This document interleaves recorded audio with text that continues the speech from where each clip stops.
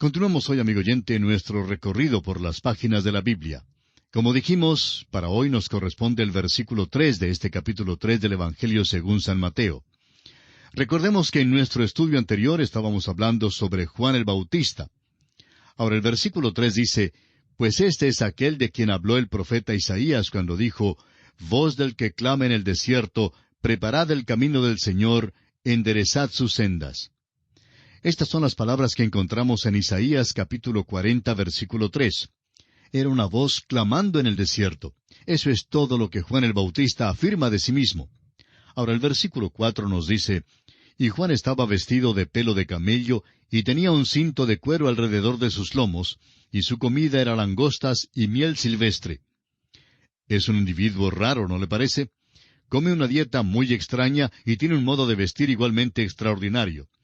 No nos gusta decirlo, pero en el día de hoy, Juan sin duda calificaría en su aspecto al apodo de un inconforme, un revolucionario. Leamos una vez más este versículo 4.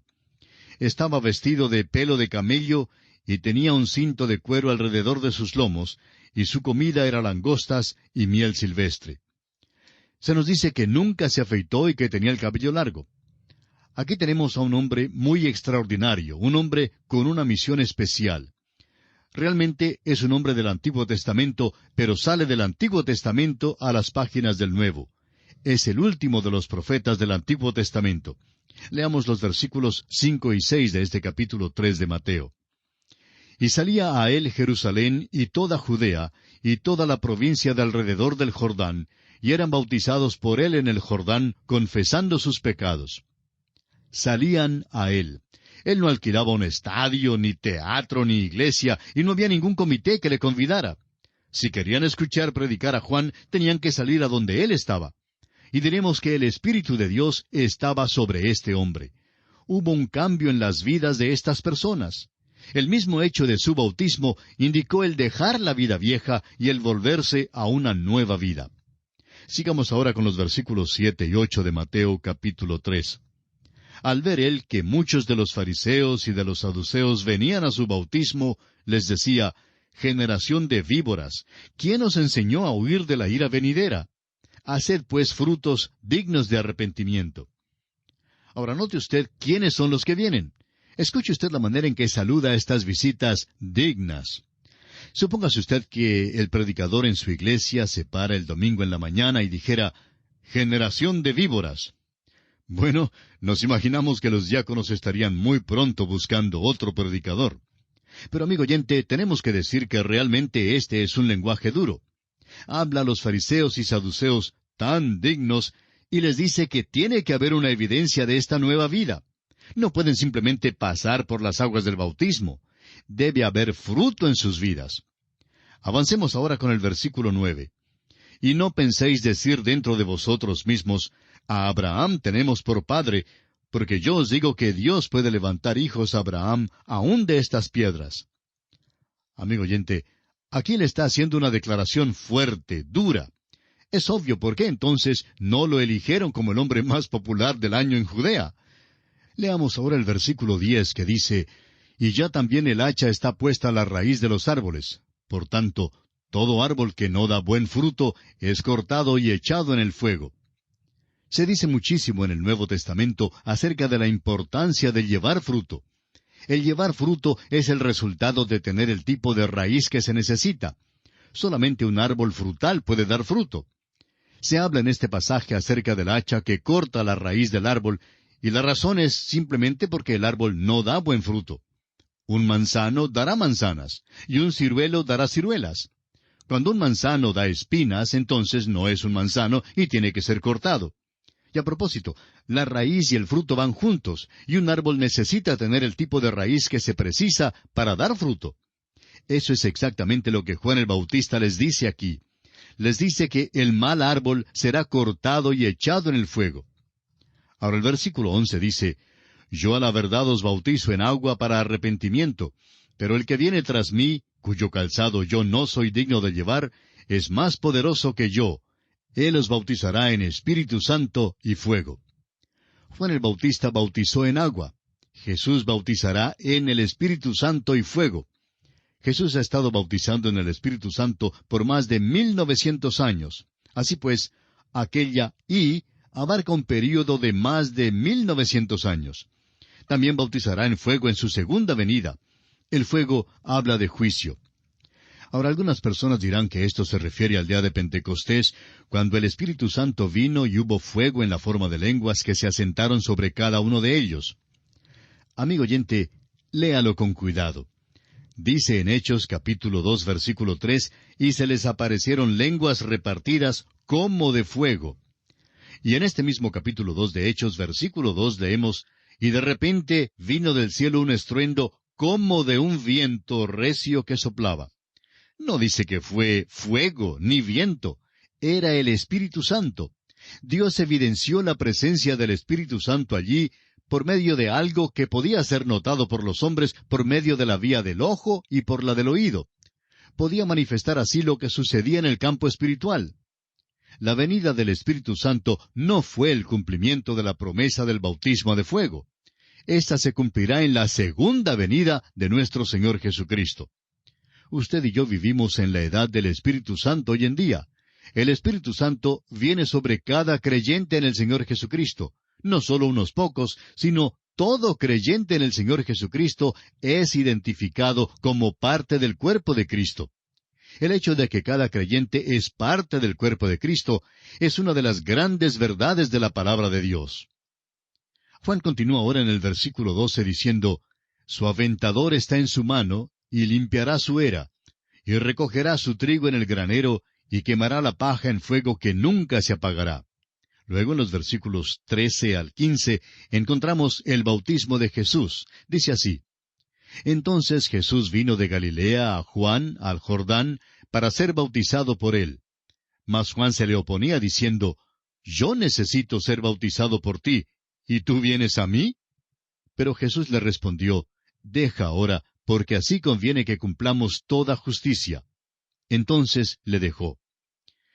Llegamos ahora a un incidente notable en la vida de nuestro Señor Jesucristo. Naturalmente preguntamos por qué Jesús fue bautizado, y vamos a dar algunas respuestas a esta pregunta.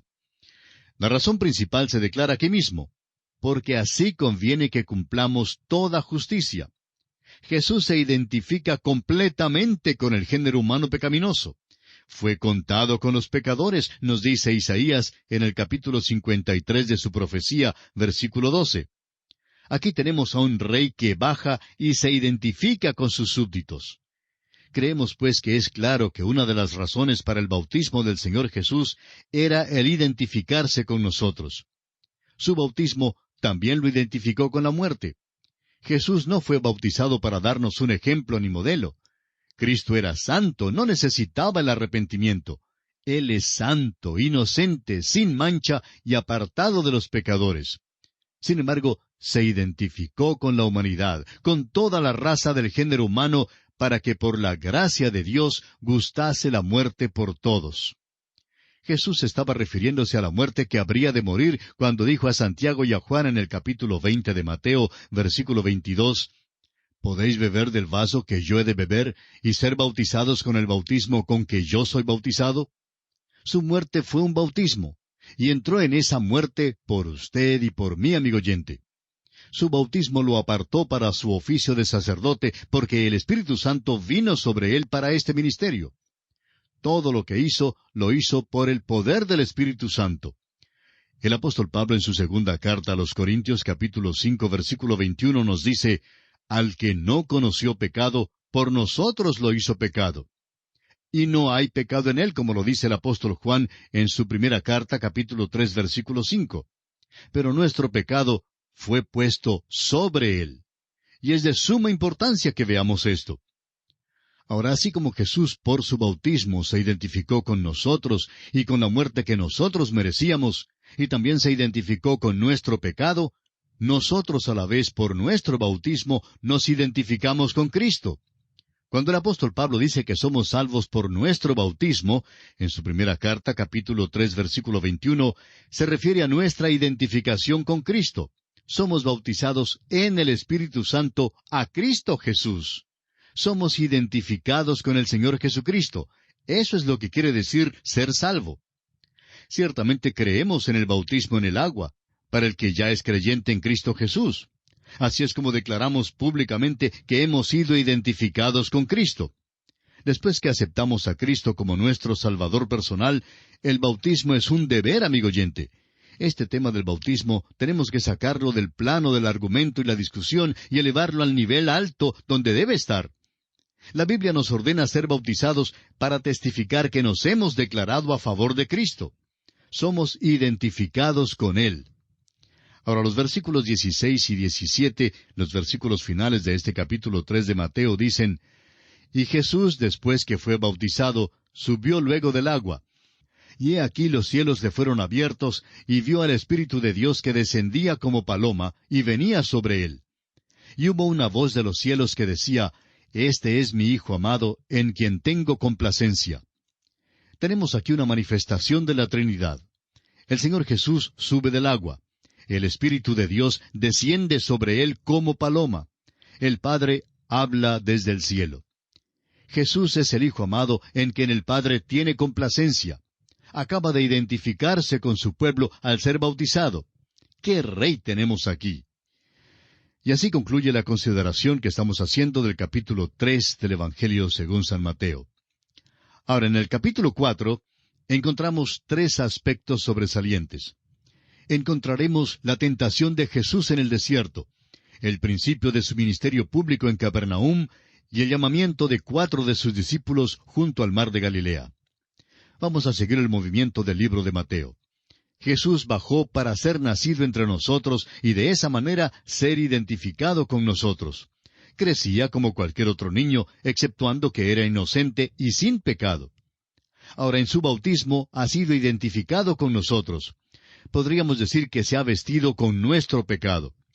Ahora en nuestro estudio de este capítulo veremos que será tentado y probado, porque hay algunos interrogantes que tienen que ser contestados. ¿Puede resistir una tentación el rey? ¿Y puede vencer? La palabra tentar tiene un significado doble. Primero, incitar o tentar a la maldad, seducir. Hay algo en cada uno de nosotros que nos hace ceder a la maldad. Esto no era verdad en cuanto a Jesús. Viene el príncipe de este mundo y él nada tiene en mí, dijo en Juan 14:30. Era santo, inocente, sin mancha, apartado de los pecadores. Así lo presenta el escritor a los Hebreos en el capítulo 7 de su carta, versículo 26. Por tanto, la tentación de Jesús tuvo que ser diferente a la que me causaría a mí caer, porque tenía que ser una tentación mucho más grande. Usted y yo, amigo oyente, caemos tan fácilmente. En segundo lugar, o el segundo significado de la palabra tentar, es prueba. Dios no puede ser tentado por el mal, ni Él tienta a nadie, según lo expresa Santiago, capítulo 1, versículo 13. Sin embargo, la Biblia dice que probó Dios a Abraham, y así lo vemos en Génesis 22:1. Esto quiere decir que Dios probó realmente la fe de Abraham. Jesús ahora debe ser tentado. ¿Pudo haber caído Jesús? La respuesta es enfáticamente no. No pudo haber caído. Si Jesús hubiera caído, entonces usted y yo no podríamos tener un seguro Salvador de ninguna manera. Entonces, si no pudiera haber caído, ¿fue legítima y genuina su tentación? Bueno, tenemos que decir que su tentación fue mucho más grande que cualquier tentación que usted y yo jamás hayamos experimentado. Cuando se fabrica un nuevo modelo de automóvil, ya sea un Chevrolet, o Ford, o Dodge, es probado minuciosamente. Ahora, en cuanto a las piedras preciosas, cada diamante genuino es probado para demostrar que no es falso. El Señor Jesucristo fue probado para demostrar que Él es exactamente lo que dijo que era. El autor de estos estudios bíblicos, el Dr. J. Vernon McGee, contaba que cuando era un niño vivía en el occidente del estado de Texas, en los Estados Unidos. El ferrocarril Santa Fe pasaba por su pueblito, pero nunca paraba allí. Cerca de ese pueblito había una confluencia fluvial, y la compañía Santa Fe tenía un puente que cruzaba esa corriente. En el verano solo había allí suficiente agua en el río como para uno apenas mojarse los pies. En el invierno, sin embargo, podía flotar allí un acorazado. Pero durante un invierno hubo una inundación que se llevó el puente del ferrocarril Santa Fe. Después que reconstruyeron el puente, continuaba el Dr. McGee, pusieron un día 2 locomotoras grandes sobre el puente. Decía él que había allí más silbidos y pitidos como nunca antes se había escuchado, y por tanto todo el pueblo salió a ver lo que pasaba. Un ciudadano valiente preguntó al ingeniero, ¿qué es lo que hace? La contestación fue, estamos probando el puente. El ciudadano comentó, ¿qué quiere decir con que están probándolo? ¿Acaso no están tratando de destruirlo con esas 2 locomotoras encima? El ingeniero contestó, claro que no, estamos probándolo para demostrar que no es posible destruirlo. Amigo oyente, permítanos decirle que esa es exactamente la manera en que el Señor Jesucristo fue probado. Su tentación probó que no lo podían destruir. Su tentación fue mucho más grande que las nuestras. Nosotros tenemos un límite de lo que nos es posible llevar. Si me dan la suficiente tentación, simplemente sigue creciendo la presión y al fin sucumbiré. Eso también es verdad en cuanto a usted, amigo oyente, pero Cristo nunca cedió. Una línea de pescar diseñada para soportar 5 kilos de peso se romperá cuando se la someta a un tirón de 15 kilos. Una línea de 50 kilos puede aguantar más que una línea diseñada para 10 kilos de presión. Nosotros somos como la línea de pescar de 5 kilos, pero Él es como esa cuerda de 50 kilos o más. Hay tantas lecciones que aprender de la tentación de Jesús. Quisiéramos señalar el contraste muy interesante entre la tentación de Eva y la de Jesús. También nos gustaría apuntar cómo ésta se compara con la tentación de los cristianos. Comencemos entonces este capítulo 4 de Mateo, leyendo los 3 primeros versículos que dicen, Entonces Jesús fue llevado por el Espíritu al desierto para ser tentado por el diablo. Y después de haber ayunado 40 días y 40 noches, tuvo hambre. Y vino a él el tentador y le dijo, Si eres hijo de Dios, di que estas piedras se conviertan en pan. Esta es la misma clase de tentación que le llegó a Eva. La primera tentación fue física. Eva vio que el árbol era bueno para comer. Así lo observamos en Génesis 3:6. Al Señor Jesús, Satanás le dijo que convirtiera a las piedras en pan. En la primera carta del apóstol Juan, capítulo 2, versículos 15 y 16, se denomina a tal tentación para el cristiano como los deseos de la carne. Ahora leamos la respuesta de Jesús en el versículo 4. Él respondió y dijo, Escrito está, no sólo de pan vivirá el hombre, sino de toda palabra que sale de la boca de Dios. Esta respuesta es una cita de Deuteronomio 8:3. Jesús ciertamente conocía el libro de Deuteronomio y creía que era la palabra inspirada de Dios. Ahora viene la segunda prueba contenida en los versículos 5 y 6 de este capítulo 4 de Mateo. Entonces el diablo le llevó a la santa ciudad y le puso sobre el pináculo del templo y le dijo, Si eres hijo de Dios, échate abajo, porque escrito está, a sus ángeles mandará acerca de ti, y en sus manos te sostendrán para que no tropieces con tu pie en piedra. El diablo está citando el Salmo 91, versículos 11 y 12, pero no lo cita con exactitud. Ahora esta es la tentación espiritual. Para Eva se llevó a cabo al ver que el fruto era codiciable para alcanzar la sabiduría. Para el cristiano, esta tentación es la vanagloria de la vida. Jesús entonces responde una vez más. Veamos el versículo 7. Jesús le dijo, Escrito está también, no tentarás al Señor tu Dios. Aquí el Señor Jesús cita las palabras de Deuteronomio capítulo 6, versículo 16. Luego tenemos la tercera tentación, pero esta será ya tema de nuestro próximo programa. Es nuestra oración que el Dios del cielo le bendiga grandemente.